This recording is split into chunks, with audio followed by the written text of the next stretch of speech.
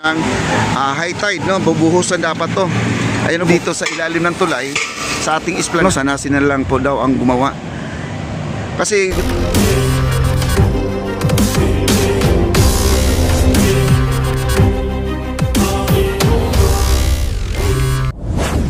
Mac. Ayan na si Mac na dumating na. Itong ating I-beam na nakikita sa baba na yan, ang kapal nito ay same lang sa kapal doon sa ating tulay. Yan. Yan, no? Pareho ang size niyan. Pero ito, ang tulay na to ay ang dumadaan dyan ay mga truck, 10-wheelers, 16-wheelers. Itong tulay na to, itong Quezon Bridge, no? Yun ang kapal ng kanilang I-beam, itong tulay na yan. Itong nasa baba, itong pinupukpok nila, pareho ang size. Itong gagamitin dito sa ilalim ng tulay sa ating esplanade, yung ating poste. Yung nandyan sa tulay ng ating Quezon Bridge, nakikita nyo naman, pareho ang sukat, guys, no? At kino-compare ko kahapon niya at tumawag pa ako ng isang foreman para lang maipapaliwanag itong bakal na to.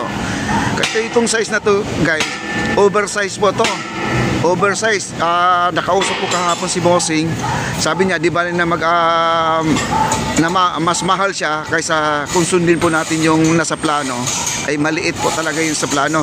Kasi dapat sa plano, tama lang yun dahil tao lang naman ang dadaan at bisikleta. Eh sinusobrahan pa niya, no? Pareho ang sukat nito at ang itong nasa may tulay na to. Ayan, ito, bisikleta at saka tao lang ang dumadaan. Ito. Yan po ay ilalagay dito sa butas na yan.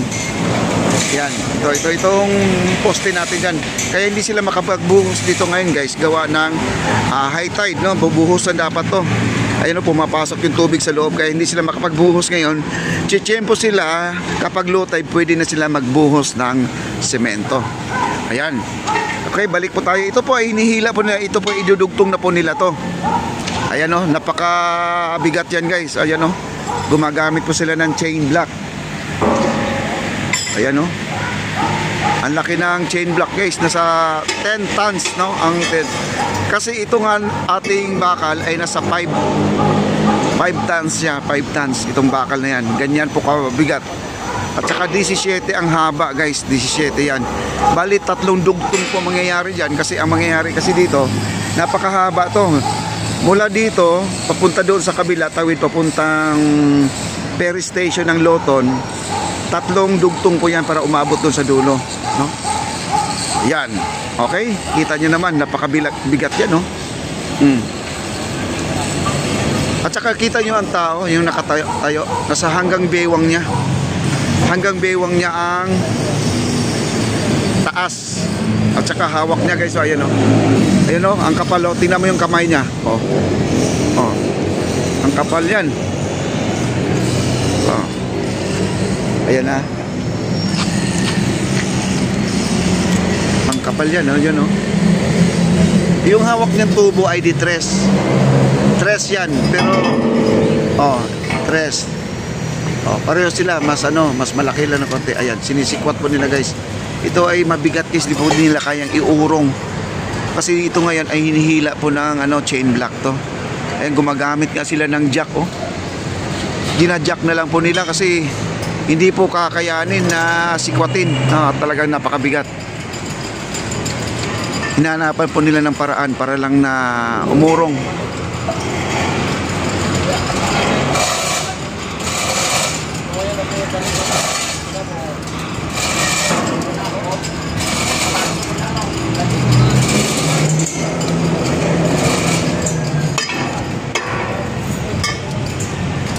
Ito naman ay hello. Ayan. Ito naman ay kinakalsuhan po nila kasi baka naman ay matumba, no? Baka naman ay patumba papunta dito. Yan po ang mahirap yan. Kaya maingat po sila dito sa kanilang trabaho. Yan, ginadyak po nila. Talagang napakabigat po ito, guys. Hindi na kayang iiwas, no? Hindi po nila kayang iiwas yan. Ito.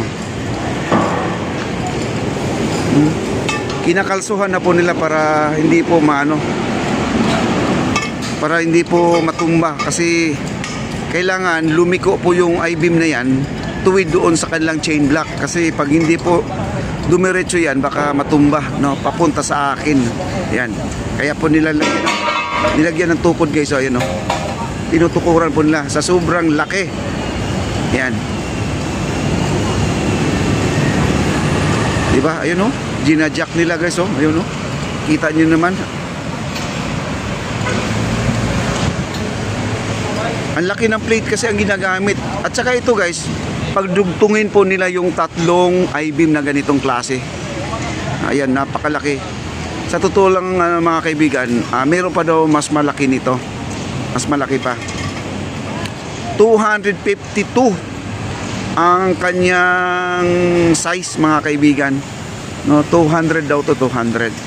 Ayan, grabe guys. Biruin nyo itong tulay na to, truck, 16 wheelers, 10 wheelers ang dadaan dito. Matibay siya talaga. Ito din, pareho din sila ng bakal, pareho ang size.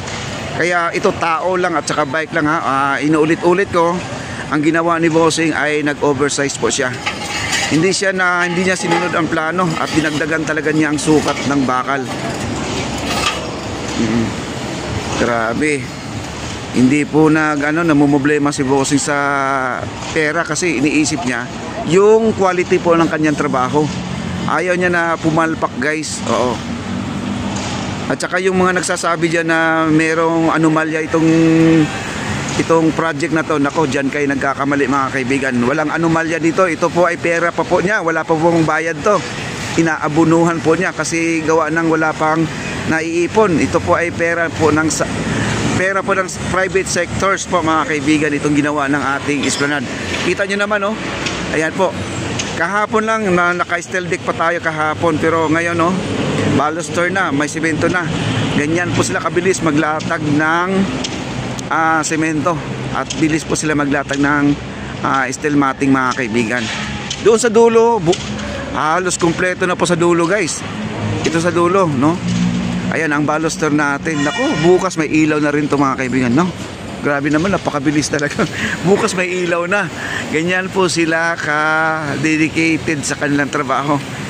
Pero alam nyo mga tauhan ni Boss Charles, minsan dito ang iba ay wala pa sa tulog kasi nag-overtime. Pero siguro naman kahapon pa naman ito tapos pala kahapon ang siguro mga alas 11 ito natapos, alas 11 ng tanghali, alas 12. Hindi na rin ako pumunta dito gawa ng ang lakas po ng ulan guys, at saka sakit ng ulo ko kasi nagpuyat po kami ni Boss Charles.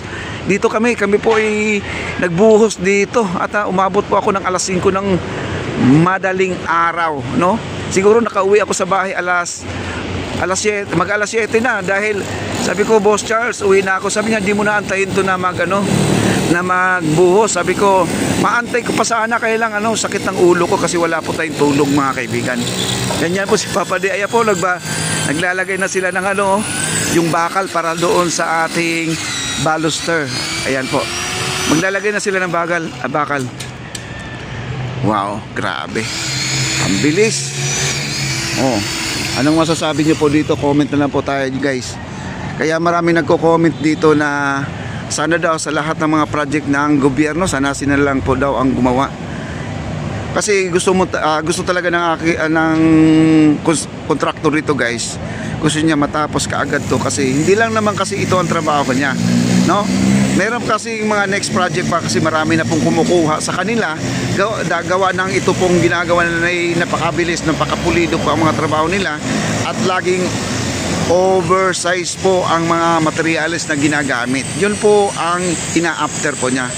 Yun nga ang sinasabi ni Bossing, di bali na maliit ang kinikita niya basta ang quality ng kanyang trabaho ay okay, Ayun.